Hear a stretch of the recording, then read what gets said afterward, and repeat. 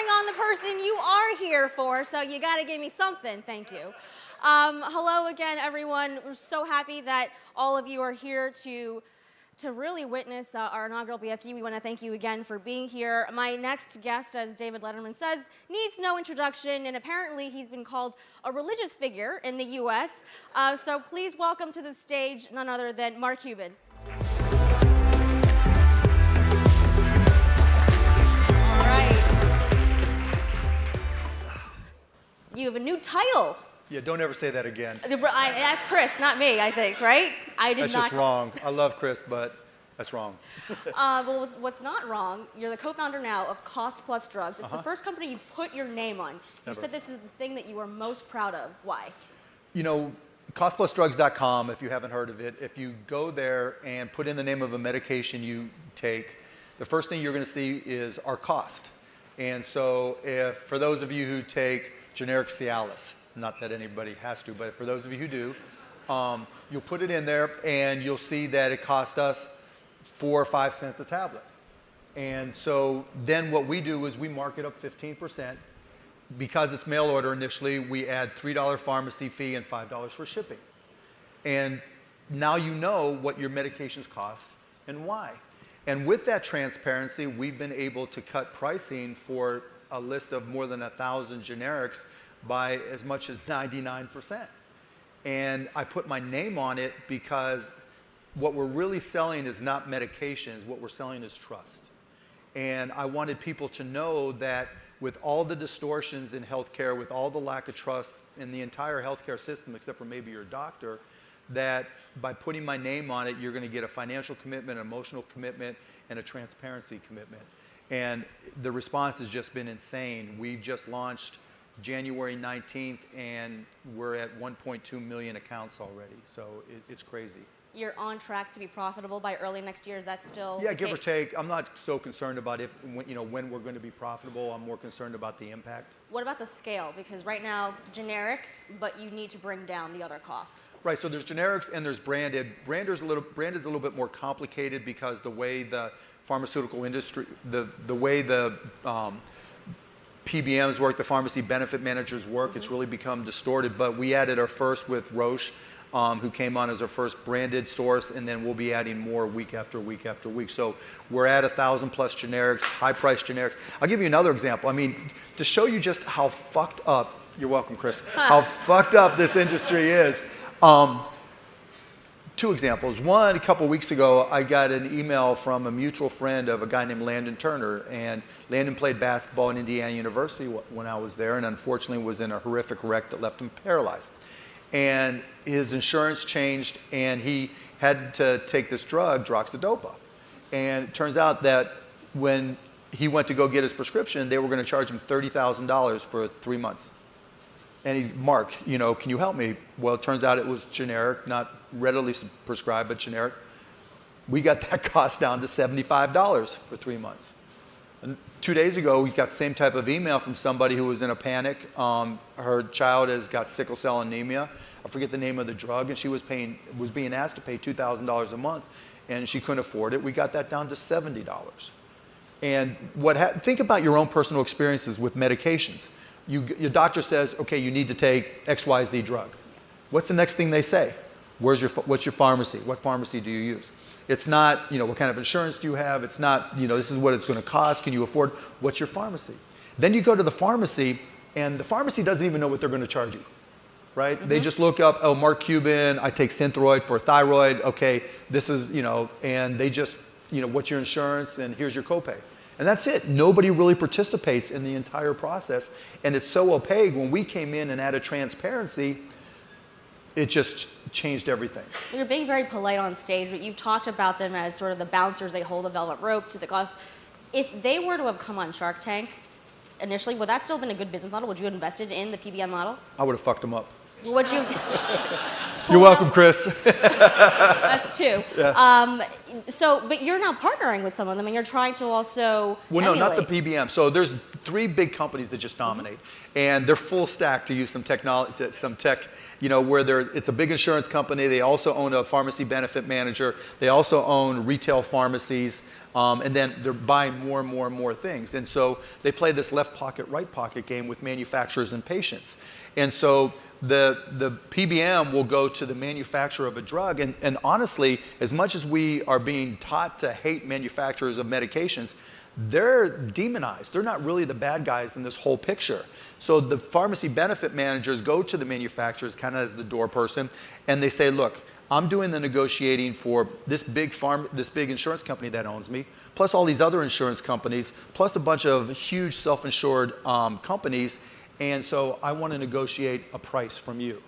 And they say, okay, we'll give you a great price. Then they go back and they say, you know what? Now that we've negotiated this price, when I help a sale close and we get it into one of our pharmacies, I need you to rebate me back more on top of that. And so, but then they're not done, right? And they're like, oh, by the way, because the rebates are a percentage of, let's just call it retail price, I need you to set the retail price as high as possible. Because when I go to the government, I want to be able to, don't tell anybody, say to the government, I want to give them 40 or 50 or 60% off, which is 60% off of a made up number, which creates a super high price that Medicare or whoever pays, right? And so you end up with all this distortion, and because they own this vertical stack, it's so opaque, nobody really knows what the pricing is. And because we're transparent, this group out of Harvard, because we were the first to truly show our costs, just took 70 of our medications, this was 6 months ago, and looked at what Medicare spent on those 70 medications. And we now sell over 1,000. Just in those 70 medications, they said if Medicare would have negotiated and just used our off-the-shelf prices, they would have saved $3.6 billion a year. That just shows you how crazy this whole industry is. What's your pitch to the manufacturers? There's a bunch of pitches to manufacturers. One, you don't have to pay rebates, which means the net price is delivered to the patient, which means your product is delivered to the patients who need it for far less. We're working on insulin. We're close. We're not there yet, but we're working on insulin. And with insulin, it is just so back-ass half-word the way it's priced that the rebates just distort everything. So we work everything on the brands. We'll say to the brands, look, the net price goes right to the patient. Mm-hmm.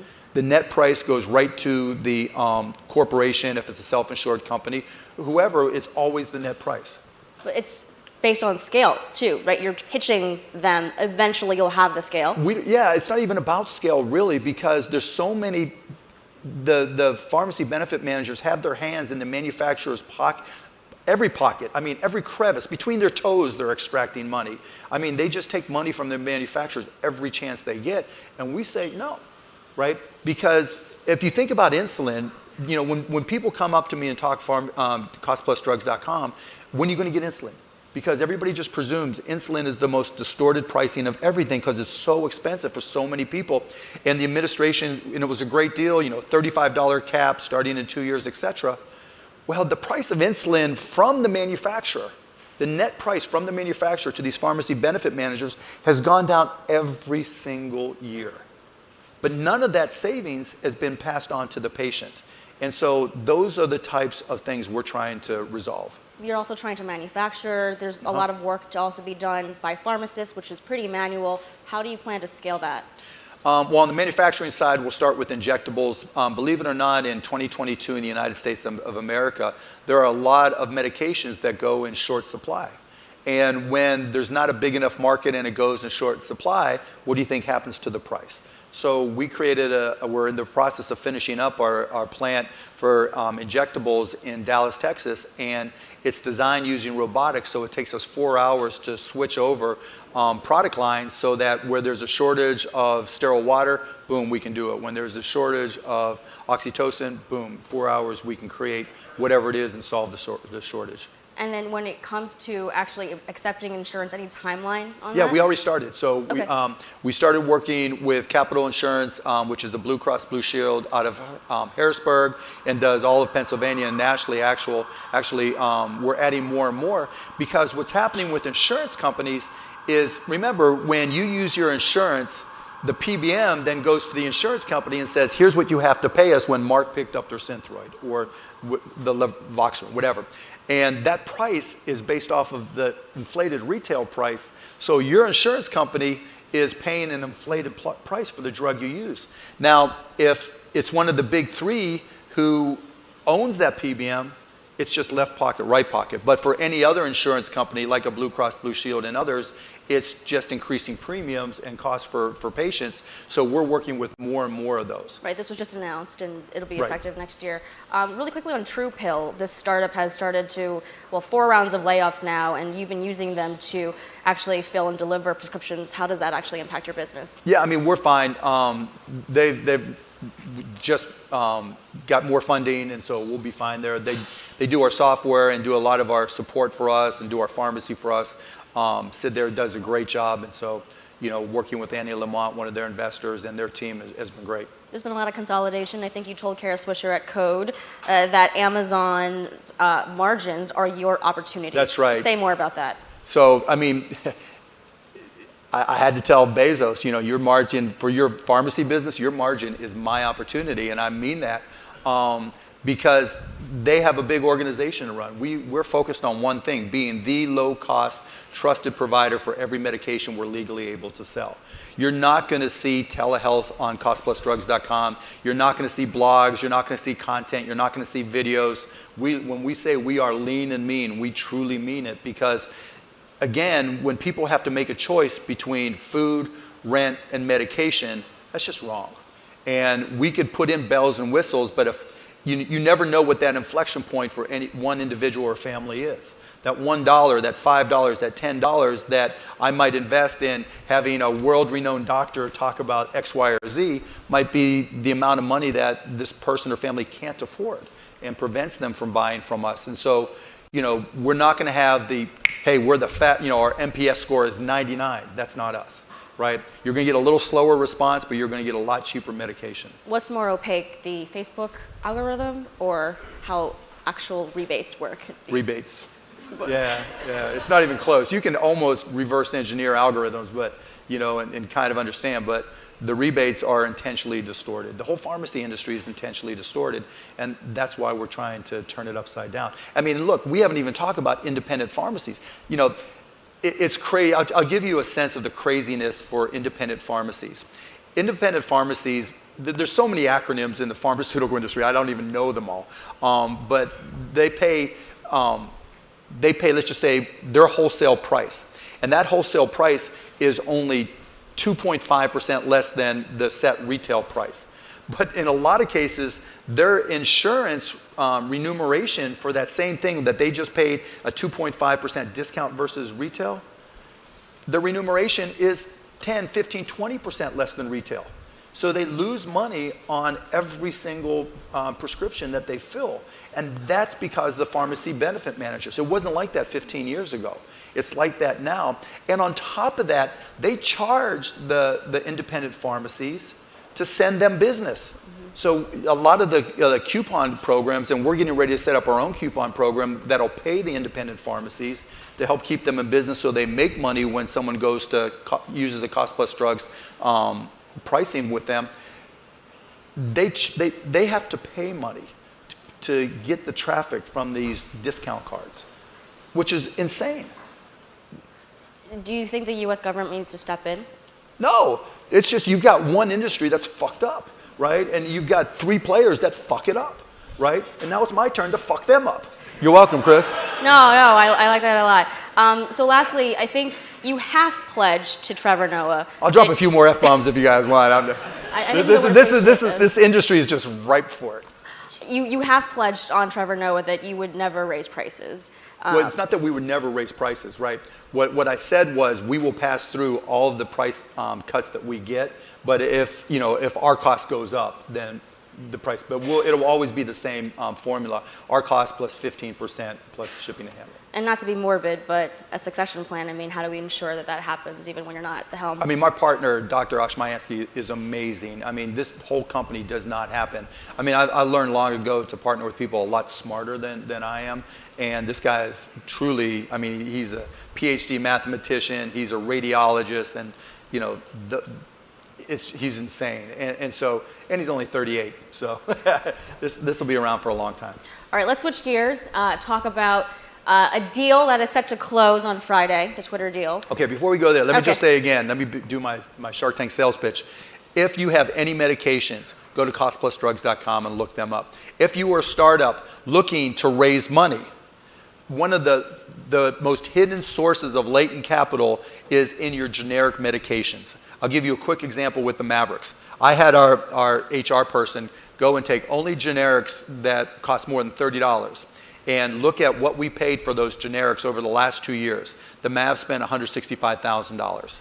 Then I had to look for the Cost Plus Drugs equivalent, $19,000. And that's only with a couple hundred employees.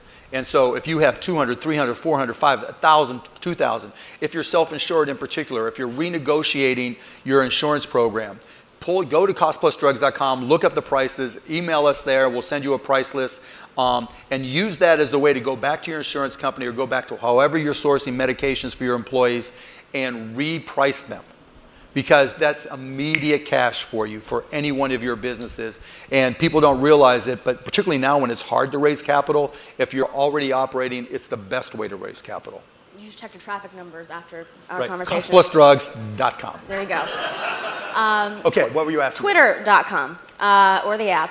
Are you friends with Musk? And do you talk to him about this? Not really, no. What do you think is going to happen after? Don't care. You are on TikTok. You said it's the best way to keep track of your kids. Yeah, that's it.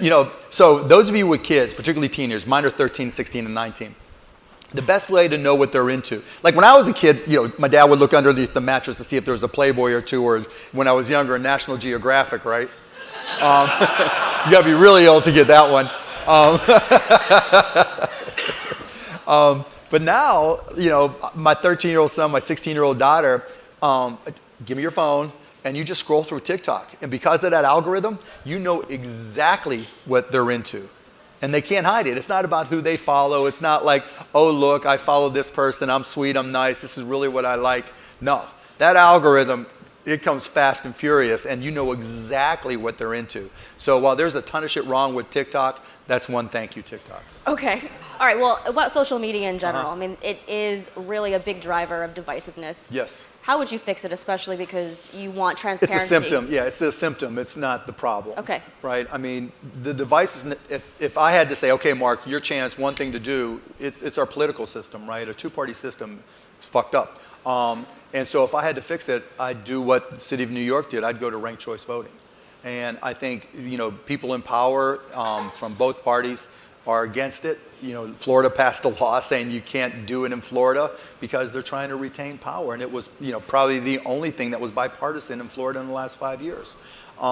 With ranked choice voting, you have a chance to have better candidates. If you think about, when you talk about divisiveness, think about primaries, right? So few people vote in primaries that the people who do vote are the ones with the most extreme views. And so the politicians have to pander. So you saw people who initially were, just so anti-abortion, it's the worst thing ever. And then once they win their primary, then they take it off their website, right? Because that's how primaries work. And the people who fund primaries are the most extreme because they know they have the most impact. Ranked choice voting, that doesn't happen. You're not running. No. And you've talked about this in the past with respect to protecting your kids. Yeah. Even if they grow older, this is off the table. I can do more here because the system's so messed up. I'd rather fight. I can have a bigger impact. Well, first of all, with pharmacy, obviously, I think I can have a huge impact. We're saving lives, we're changing lives, and there's nothing more gratifying than that. But then, if there was a plan B, it would be to push ranked choice voting or open primaries, et cetera, because that's how you're going to at least start to reduce some of the divisiveness. Because, some people want to, be logical and say, this is why I'm on this team, and other people just want to say, well, everybody hates me, so that's why I hate them. And that's their excuse for their team. And it's just because that's the way the system is set up. Republican lawmakers are going after woke capitalism, ESG, Texas, Florida. How does this They don't give a shit about any of that. Really. If you go down the list and then you talk to them, because that's what works. And why does it work? Because in the system that we have, you have to pander to the extremes because you have to get through the primary. You have to get that money. do you think that the two parties pick the best possible candidates? So Does anybody here think we get the best possible candidates with the two-party system? Raise your hand if you think these candidates are always the best. Wow, nobody. Just for Yeah, those watching the live it's stream. insane, right? The system is broken, and these are the symptoms of a broken system. So how do you advise companies who are looking at the backlash to, It are they going to disappears. stay? So 2 years, during the pandemic, when we didn't have any fans at the Mavericks games, I just wanted to see if anybody cared, so I said, don't play the national anthem. All right? There was no fans there. There was like 900 people, other, administrative league, etc. Nobody noticed. Do it again. I want to see if anybody knows. Nobody. I got to the point where I forgot we weren't playing the national anthem. And then one media person noticed, and it was a huge deal, right? And so the state of Texas passed a law saying that if you take any state funding, you have to play the national anthem before a sporting event. Well, one, we don't take any state funding, so it didn't apply to us. But two, no one's mentioned it since. Nobody cares. It's the ultimate virtue signaling that every politician does all the time. So when they talk about ESG and when you're woke capitalism, we're passing this rule, it's all nonsense, right? And it's just there to signal to their potential voters that I'm playing the game. One thing you predicted, to switch gears again, you said that the NFL would implode within 10 years. That was about 10 years ago. Yeah, I was wrong. Greed has worked in the NFL's favor. Why do you think that is? I mean, just the way things played out. I mean, back then, where the underpinning of where I was wrong is I thought that linear television would stay stronger longer. I knew that streaming would happen. Obviously, I mean, I made my money from streaming, but I thought that linear television would be in a better position over the next 10 years, and that just trying to take over every night of television was really, I have one of my corny sayings is pigs get fat, hogs get slaughtered. Mm-hmm. When you try to do too much or try to get too greedy, then it typically backfires. But gambling, I think, was really the linchpin that changed it for everybody, and streaming changed it for everybody. And in terms of media rights for the NBA, Apple or Amazon? I don't care. You don't care? I mean, because streaming, everybody has pretty much the same technology, same latency issues. I mean, as a pioneer of streaming, is there something you would come in and fix at this point? I mean, it's the scattered nature of if I was going to do anything differently, I would have a lot more streams, right? Because for a long time, linear television was bandwidth constrained. They're not between compression and bandwidth availability, you're not bandwidth constrained. So you're starting to see, the Manning stream, et cetera, but there's no limit to the number that you can create and deliver. So I would do more of it. All right, let's talk just big picture now. How worried are you about the economy going to a deeper contraction? I don't know. I mean, am I worried? Everything's on my mind. Can I predict what's going to happen? No, I don't know. There's always so many. Context matters, right? Mm-hmm. And there's always something new that changes all the variables, right? It changes the interplay between all the variables. Ukraine, inflation, all these different things, right? Everything. And so I don't try to predict. And I'm an investor in 200 plus businesses, Cost Plus, other Mavericks, other businesses I'm actively involved in. Where there's uncertainty, you just have to communicate more. You have to communicate with your partners more. You have to communicate with your customers more. You have to communicate with your employees more. And just be honest. I mean, if there's anything we learned on the business side from the pandemic, is communication is a value add and it's a differentiator. Everybody's afraid. Everybody's uncertain. Anybody who tells you they know what's going to happen is lying, right? And when there's uncertainty, there's opportunity to communicate. And I think, the companies that communicate best to their employees and stakeholders, that's how you come out the best, because that's where you get the best information and that's where you retain the best relationships. Speaking of employees, there's been a lot of talk about quiet quitting, that there's a 4-day work week movement happening. Mr. Wonderful hates the idea of quiet quitting. How do you manage employees that are feeling a bit overwhelmed? Everybody in the universe that's ever had more than 3 jobs is quiet quit. I can't tell you how many times I came into work hungover when after college. Came in working the same suit. That's about the definition of quiet quitting. People have lives, and different people have different missions. And the goal of a company is to know what, as a leader, how to match up the ambitions for the corporations to the ambitions of the individual, the employees working for you. You have to start thinking bottom up, not top down. Because, I always tell our folks, like, there's different types of employees. The primary differentiator, there's those who reduce stress and those who create stress. And you want those who reduce, obviously. But some people, if you tell them A, B, and C, they do A, B, and C, right? That's it. And they're going to go home, hit 5 o'clock, and at 3:30, they're going to the bathroom, trying to kill time. They're working backwards. They have 90 minutes to kill, and if they're remote working, if you communicate and you create a good culture and you set goals and you make sure that as well as you possibly can, you align those goals with your employees, you're going to be okay, right? If you try to get into the nomenclature, quiet quitting, do I have any quiet quitters? Mm-hmm. Yeah. Are you a quiet quitter? You'll spend so much time looking for the quiet quitters, you won't get anything done. So, because the concern has been, well, there aren't enough hustlers then to build businesses, to build startups. Bullshit. Look, I think Gen Z is coming from a hustler saying this? Yeah, oh yeah. Look, I'm on Shark Tank, right? Friday nights on ABC, 8 p.m. Eastern, 7 p.m. Central. I'm a hustler. The reason I do the show is because kids watch it with their parents. Kids come up to me, I started this business because I watched Shark Tank, or I understand business. And now they're coming back on Shark Tank. We're in season 14, Friday nights on ABC. And they're like, we started watching you when I was a kid and I started the business. There is no shortage of entrepreneurs. We're a nation of entrepreneurs. That's what makes this country different than pretty much every other country in the world. There is an American dream and it is alive, and that's why I do Shark Tank. Not everybody's going to be an entrepreneur, but there's no shortage of them. And Gen Z, they have so many tools available to them. There's so many ways to innovate now that everybody's got an idea for a business. There's not one person in this country, at least, that hasn't had that feeling in their stomach. Oh, I got this idea, right? But now you can just go online and look to see, has it been done before, or whatever. Email your friends, post it on social media, and get feedback. It's so much easier to be an entrepreneur now than it's ever been.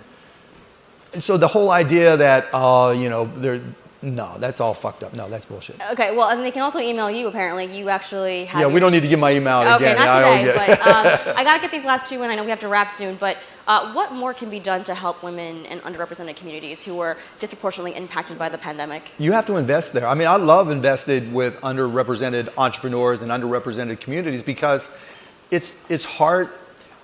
People inside a community are always best enabled to sell to that community because they understand it, they're connected, there's relationships.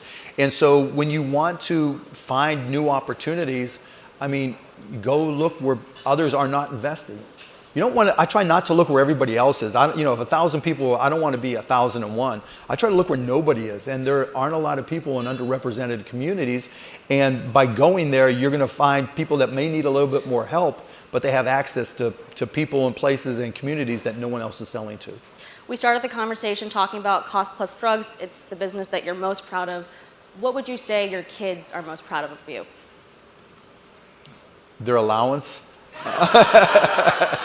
It's an interesting question. They're teenagers. Their whole mission in life is to roll their eyes at me.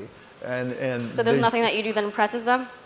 No, they're teenagers. I'm just dad, and so, yeah, it kind of drives me crazy sometimes. But don't you? I remember, I was like, oh my God, we just saved this person, with Cost Plus Drugs. Yeah, we know, Dad. Great, congratulations. What's for dinner? So people coming up to you on the street and hugging you and thanking you, it doesn't do it for them. They're teenagers. They're on TikTok. Mark Cuban, it's been such a pleasure and privilege and honor. Thank you so much. Thank you. Appreciate it. Thank you all for tuning in to the live stream.